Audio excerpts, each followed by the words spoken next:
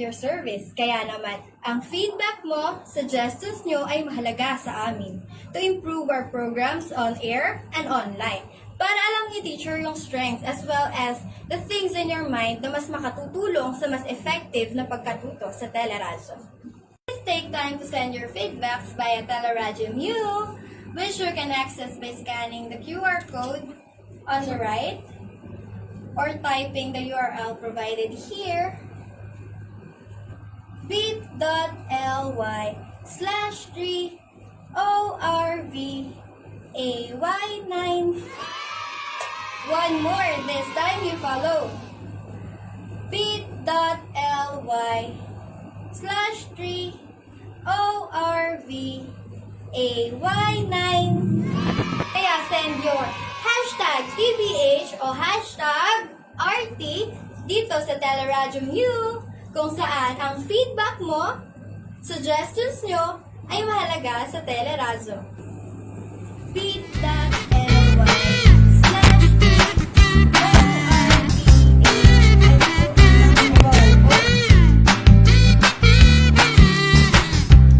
Makinig, manood na sa teleradyo.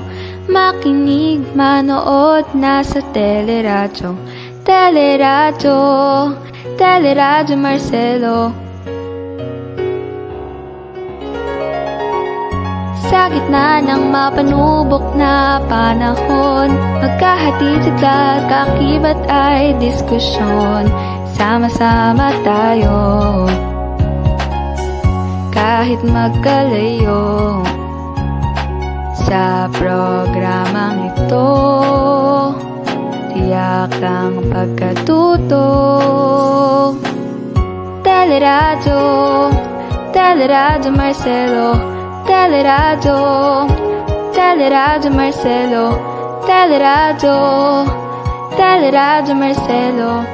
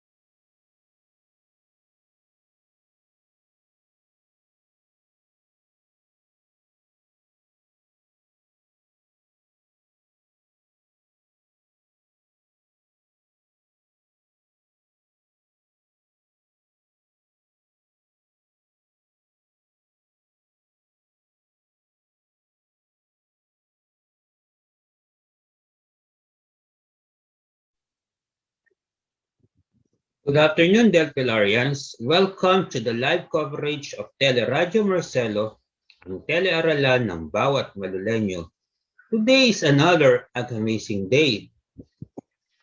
How are you today, grade 9 learners? I hope that you are doing well. I am Sir Arnold V. Bulaong, your science teacher here at Teleradyo Marcelo. Just follow and like our Facebook page and subscribe to our YouTube channel. Do not forget to comment your name, grading section, for this will be your attendance in your science class.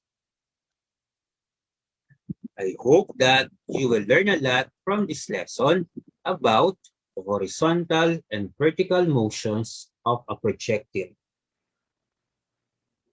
The most essential learning competency is describe the horizontal and vertical motions of a projectile, and the learning competency code is S9FE-4A-34. Here are the objectives of today's lesson. Number 1, define projectile motion. Number 2, describe a body projected horizontally and a body projected at an angle. Number 3, cite examples of projectile motion. And number 4, solve problems involving projectile motion. Let us first have a review of balance and unbalanced forces, which you learned in grade 8 science. What are balanced and unbalanced forces? Objects remain at rest because the forces acting on them are equal in magnitude and opposite in directions, and they lie along the same line of action. These forces are said to be balanced forces. An object in motion will keep moving at the same velocity if the forces acting on the object are balanced. On the other hand, an unbalanced force changes the object's state of motion. Hence, we say that the object undergoes acceleration. Let us start the lesson about projectile motion by having these pictures. Do these pictures look familiar to you? Will you give the names of these sports? Comment your answers now. Very good.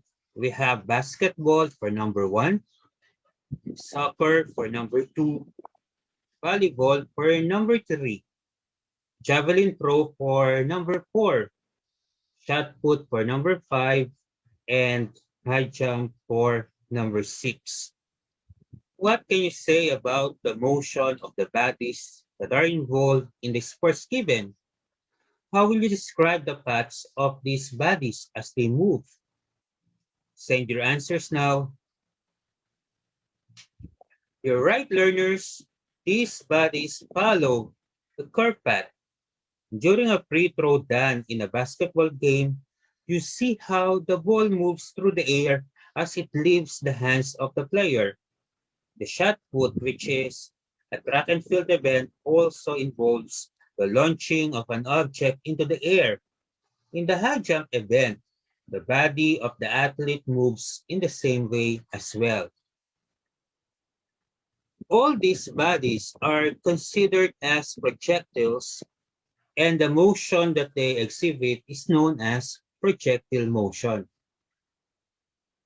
What is a projectile? A projectile is a body that is given an initial velocity and then moves in a parabolic path determined by the effects of the force of gravity. The effects of air resistance are negligible or non-existent. The parabolic path that the projectile follows is called its trajectory. It seems that this path is complicated, but in reality, the trajectory of a projectile is surprisingly simple if we look into the horizontal and vertical components of its motion separately. Projectile motion is a type of motion in 2 dimensions, since it has horizontal and vertical motion components. To understand these horizontal and vertical components of projectile motion, let us have this situation. An object is dropped from a certain height. Simultaneously, An identical object is thrown horizontally from the same height. Which will hit the ground first? Neglect air resistance. Receipt A. The object dropped will hit the ground first. B. The object thrown horizontally will hit the ground first. Or C. They will hit the ground at the same time. Send your answers now. Good job, learners. The answer is letter C. They will hit the ground at the same time. What is the reason behind this? Take note that the horizontally thrown object is a projectile. It is given an initial horizontal velocity and covers a horizontal displacement, while the drop object does not have an initial velocity and just moves downward. In spite of this situation, the two objects hit the ground at the same time when there is little or no air resistance. What does this indicate? This indicates that the horizontal motion of the projectile does not affect its downward motion. The vertical motion of the object that is dropped is identical to the vertical motion of the object thrown horizontally. Remember that a projectile has horizontal and vertical motion components. The picture shows a similar situation. A red ball is dropped from rest and a yellow ball is simultaneously projected horizontally. The red ball is in free fall and the yellow ball exhibits projectile motion. At any given time, the two balls have the same vertical displacement, vertical velocity, and vertical acceleration. The downward motion of the projectile is the same as that of a free fall. Let us compare the horizontal component of motion of a projectile to the horizontal motion of a ball rolling along a floor. We are going to neglect the effect of friction on the ball so that there is no unbalanced force acting on the ball. The ball moves with constant velocity. It does not undergo acceleration. It covers equal distances in equal intervals of time. The vertical component of motion of a projectile is the same as the motion of a freely falling body. The force of gravity is the only force that acts on the ball, so it causes the ball to accelerate downward. The ball moves in the direction of the force of gravity, and the magnitude of acceleration is 9.8 meters per second squared. So projectile motion is a combination of horizontal motion with constant velocity, since there is no horizontal force acting on the projectile, and vertical motion with constant acceleration, since the downward force of gravity acts on the projectile. Remember that the horizontal component of motion for a projectile is completely independent of the vertical component of motion. This suggests that the horizontal and vertical motion do not affect each other. Interestingly, the vertical motion of a projectile is the same as that of a free fall. There are two types of projectile motion. The motion of a body that is projected at an angle above the horizontal axis, and the motion of a body that is projected horizontally. For a body projected horizontally, let us consider an object thrown horizontally with an initial velocity of 25 meters per second from a certain height. If there were no force of gravity, the object would continue to move horizontally with a velocity of 25 meters per second. If you just simply drop the object, its motion would be the same as that of a freely falling body.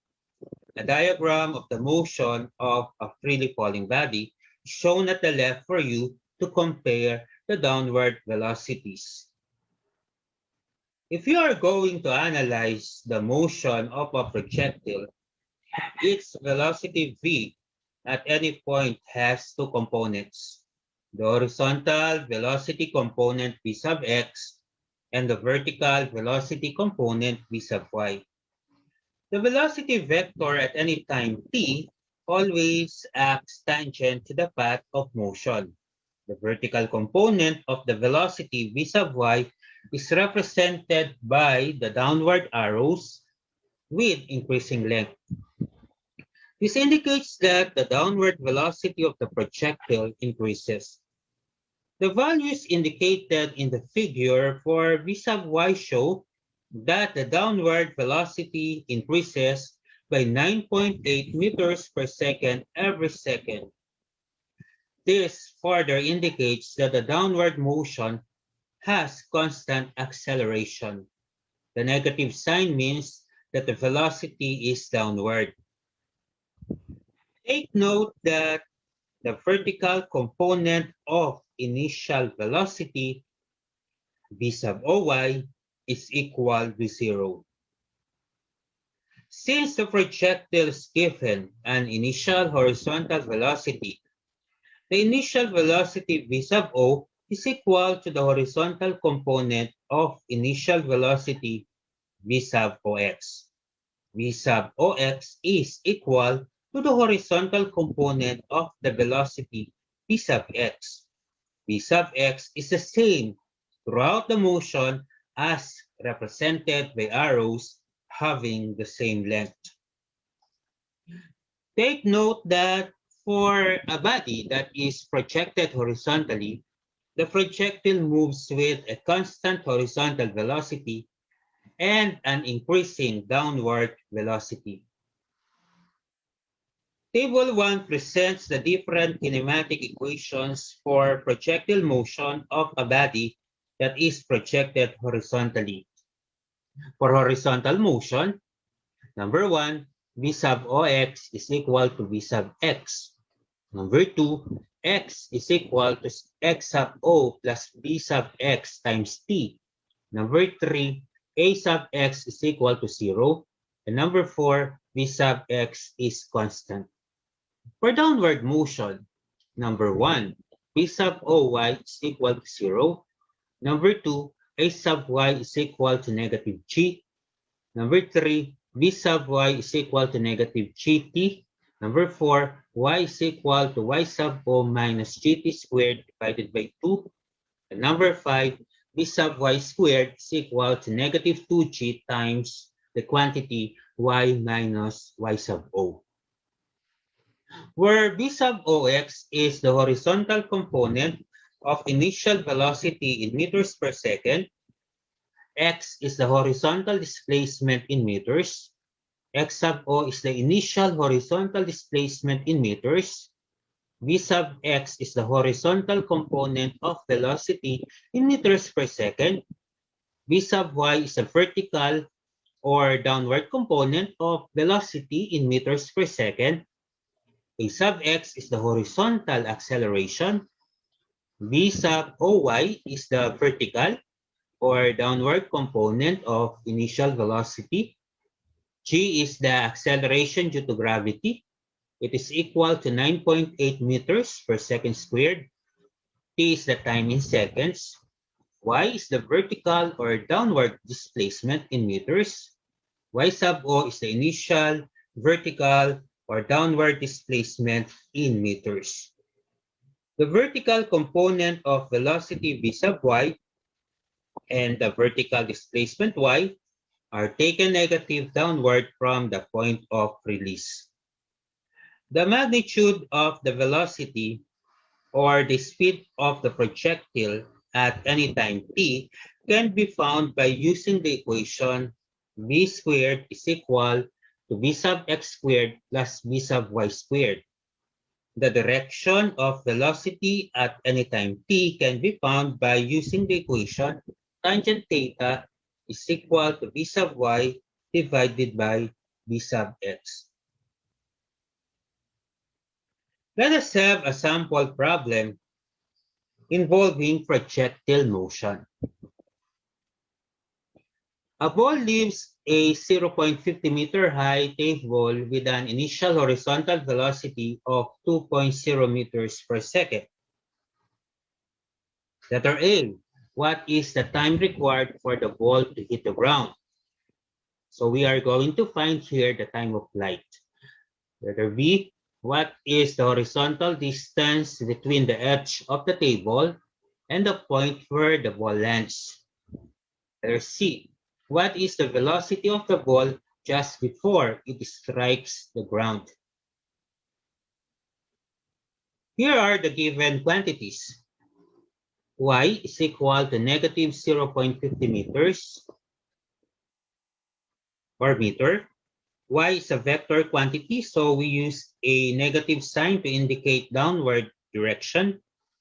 V sub O is equal to V sub OX. V sub OX is equal to V sub X. V sub X is equal to 2.0 meters per second. X sub O is equal to 0, and Y sub O is equal to 0. Let us have now the solution. To determine the time of flight of the ball, we are going to use the equation y is equal to y sub o minus gt squared divided by 2. Replacing the variables in g with the given numbers, we have negative 0.50 meter is equal to negative 9.8 meters per second squared times t squared divided by 2. Multiplying both sides of the equation by 2, we have negative 1.0 meter is equal to negative 9.8 meters per second squared t squared.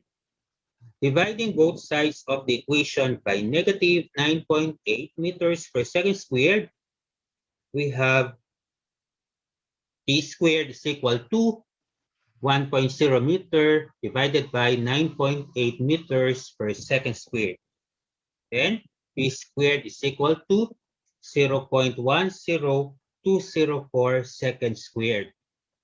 You get the square roots of both sides of the equation, and the answer is time t is equal to 0.32 seconds. It takes 0.32 seconds for the ball to reach the ground. Letter B. In order to determine the horizontal distance between the edge of the table and the point where the ball lands, we are going to use the equation x is equal to x sub o plus bx times t. X equals 2.0 meters per second times 0.32 seconds since x sub o is 0. Then x is equal to 0.64 meter. The ball lands at a point 0.64 meter from the edge of the table. Letter C. To find the magnitude of the velocity of the ball before it strikes the ground, we have to get first the vertical velocity component v sub y at time t is equal to 0.32 seconds. To get that value, we are going to use v sub y is equal to negative 3 times t. V sub y is equal to negative 9.8 meters per second squared times 0.32 seconds. V sub y is equal to negative 3.1 meters per second. To calculate the magnitude of the velocity, we have to use v is equal to square root of the quantity v sub x squared plus v sub y squared. The answer is v is equal to 3.7 meters per second. To find the direction of the velocity before the ball strikes the ground, we are going to use tangent theta is equal to v sub y divided by v sub x.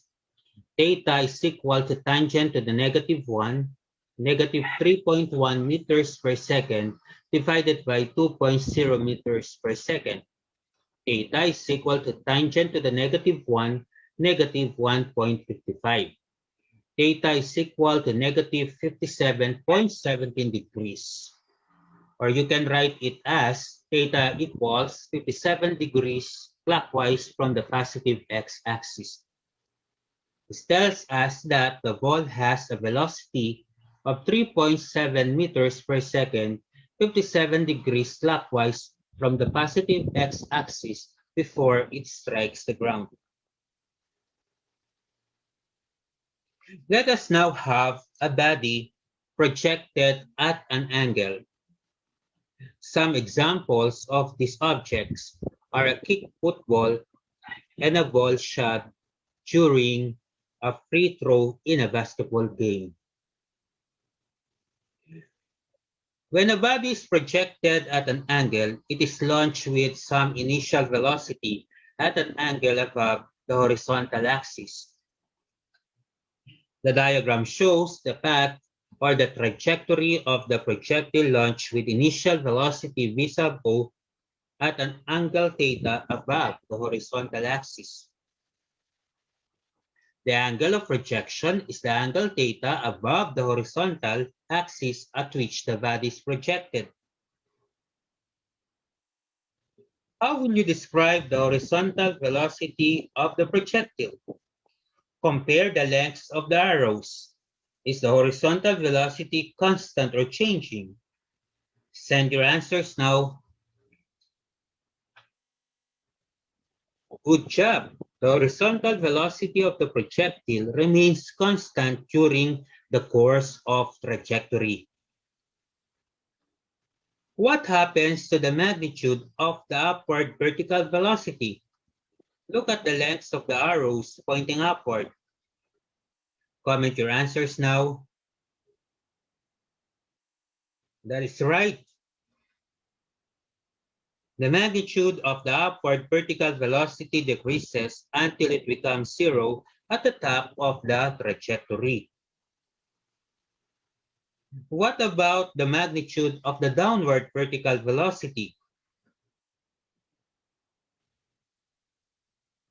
Great job. The magnitude of the downward vertical velocity increases until it is stopped by something. The diagram shows the horizontal velocity component v sub x and the vertical velocity component v sub y at any time t. We can see that v sub ox is equal to v sub x since the horizontal velocity remains constant at the top of trajectory or at the highest point. V sub y is equal to 0 and v sub x is equal to v sub ox. The horizontal displacement of the projectiles holds the range of the projectile. The maximum height is reached when v sub y is equal to 0. At the maximum height, the velocity v of the projectile is equal to the horizontal component of velocity v sub x. The time of flight of a projectile is the time from when the object is projected to the time it reaches the surface. The time of ascent is the time taken by the body to reach the maximum height. The time of descent is the time taken by the body to move from the maximum height to the lowest level of trajectory. If the starting and end points are at the same elevation, and the air resistance is neglected, how will you compare the time of ascent to the time of descent? Send your answers now.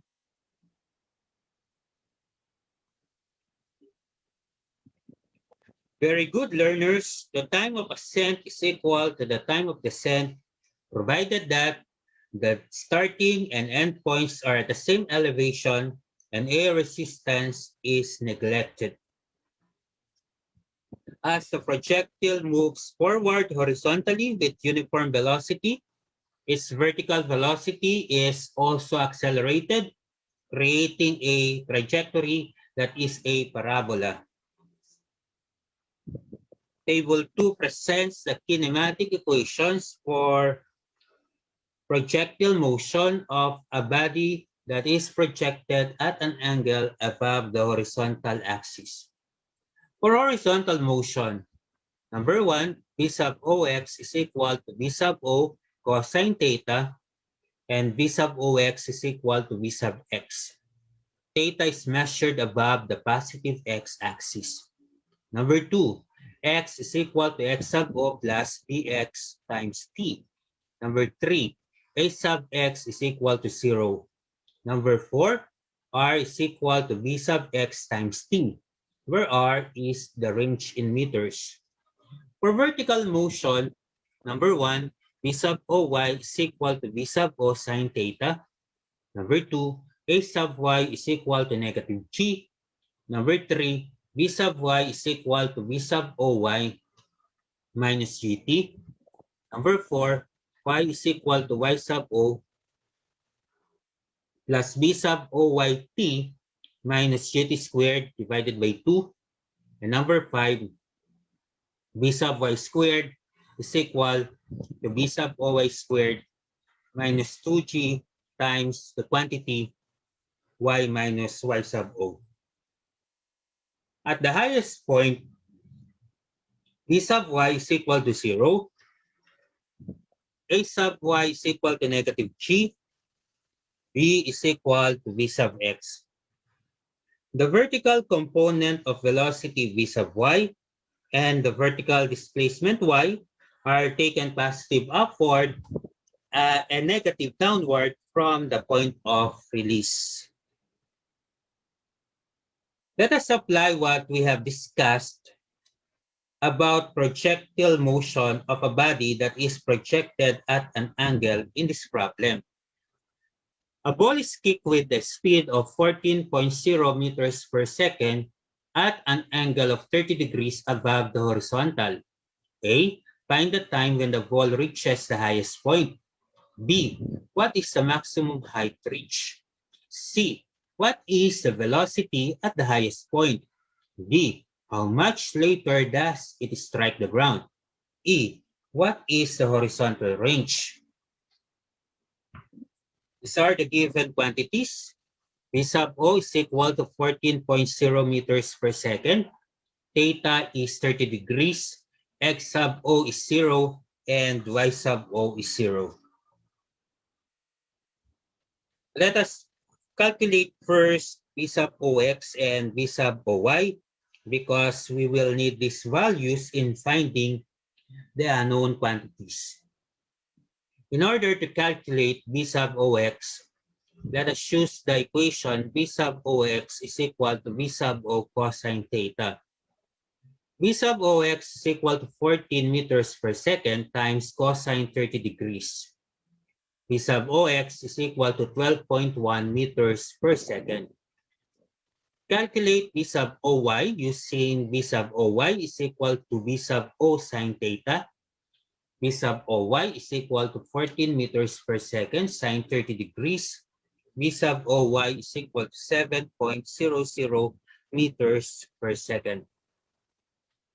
To find the time when the ball reaches the highest point, we are going to use the equation V sub Y is equal to P sub OY minus GT.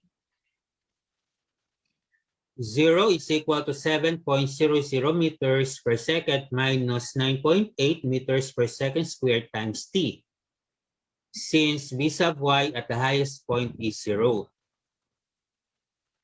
9.8 meters per second squared times T is equal to 7.00 meters per second. Dividing both sides of the equation by 9.8 meters per second squared, we have T is equal to 7.00 meters per second divided by 9.8 meters per second squared. T is equal to 0.714 second. It takes the ball a time of 0.714 seconds to reach the highest point. To find the maximum height reached by the ball, we have the equation y is equal to y sub o plus b sub oy times t minus gt squared divided by 2. Y is equal to 0 plus 7.00 meters per second plus or times 0.71 per second minus 9.8 meters per second squared times 0.714 seconds squared divided by 2. We have here y is equal to 4.998 meters minus 2.498004 meters. Y is equal to 2.50 meters, and then that is also the height. H equals 2.50 meters. At time t is equal to 0.71 per second, the ball is at its highest point, which is 2.50 meters above the ground. For letter C, B at the highest point is equal to B sub OX. So B is equal to 12.1 meters per second. The ball has a velocity of 12.1 meters per second at the highest point. For letter D, to get the time of flight, we are going to multiply the time of ascent by 2, since the time of ascent is equal to the time of descent. T is equal to 2 times 0.71 per second. T is equal to 1.43 seconds. This tells us that it takes the ball a time t is equal to 1.43 seconds to move from the starting to the end point. And for letter E, the range R is equal to B sub x times t. R is equal to 12.1 meters per second times 1.43 seconds. R is equal to 17.3 meters. The ball travels a horizontal distance of 17.3 meters, which is measured from the starting to the end point.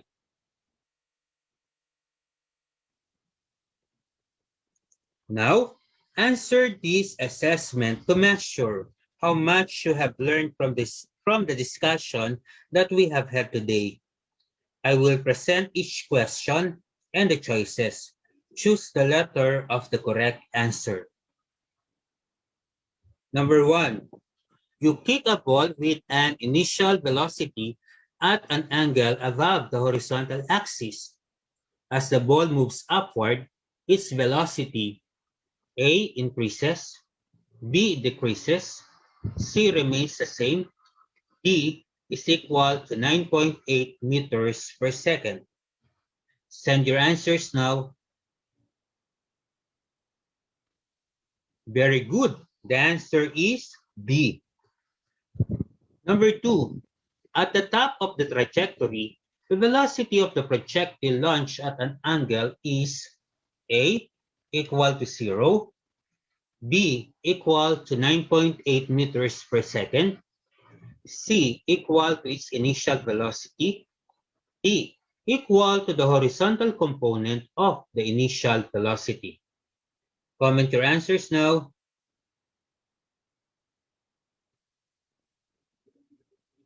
Great job. The answer is D. Number 3, which of the following statements is correct? A, the horizontal motion affects the vertical motion of the projectile. B, the horizontal motion has increasing velocity, while the vertical motion has constant velocity. C, the horizontal and vertical motions of the projectile are independent of each other. D, the horizontal motion has decreasing velocity, while the vertical motion has constant velocity. Comment your answers now. Very good. The answer is C. Number 4, if the starting and end points of the trajectory of the projectile are at the same elevation and air resistance is neglected, the time of ascent is A, equal to the time of descent. B, greater than the time of descent. C, twice the time of descent. D, less than the time of descent. Very good. The answer is A. 5. Projectile motion is a combination of horizontal motion with blank and vertical motion with blank. A. Constant acceleration, constant velocity. B. Constant velocity, constant acceleration. C. Increasing velocity, constant acceleration. D. Constant velocity, changing acceleration. Good job. The answer is B. Do you have any questions? If none, here is an announcement from the Junior High School Science Department. The online registration for the Grade 7 Special Program in Science, Technology and Engineering, or SPSTE, is extended until May 30, 2021. For the grade requirements, must have an average grade of at least 85 in math, English, and science, average grade of 83 in all other subjects, and no grade lower than 80 in any quarter, and with a general average of 85 and above based on the computed grades from first to third grading periods. The online registration is open from 8 o'clock in the morning to 5 o'clock in the afternoon. The schedule of interview is to be announced. Thank you, grade 9 learners, for actively participating in our discussion. Thank you to my dear science family, to my master teacher, Ma'am Rodalyn M. Kaluwag, to our officer in charge, Ma'am Mirnel de la Cruz, to our beloved principal, Dr. Maria Victoria C. Vivo, and to the staff of Teleradio Marcelo, and to our God Almighty. Let me end this session with this quotation. Nothing happens until something moves.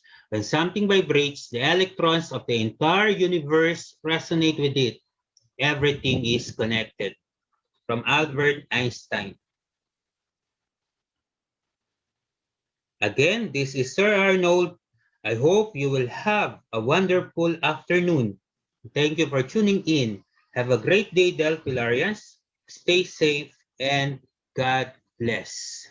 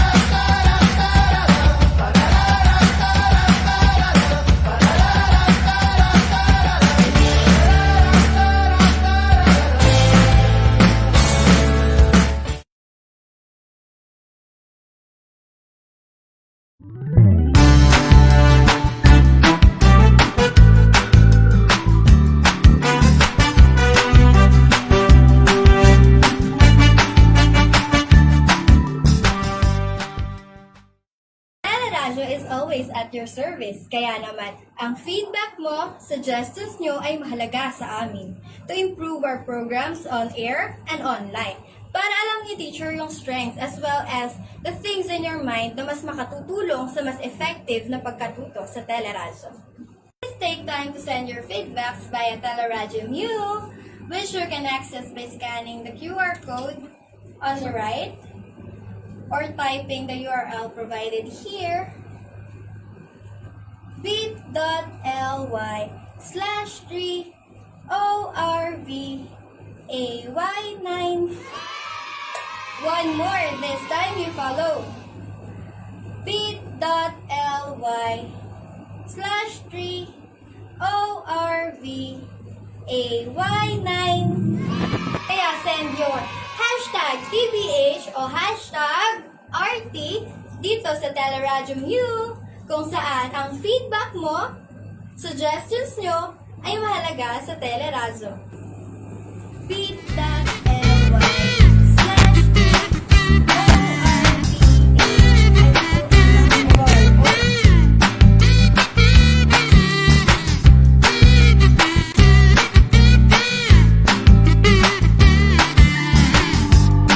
Makinig, manood na sa teleradyo.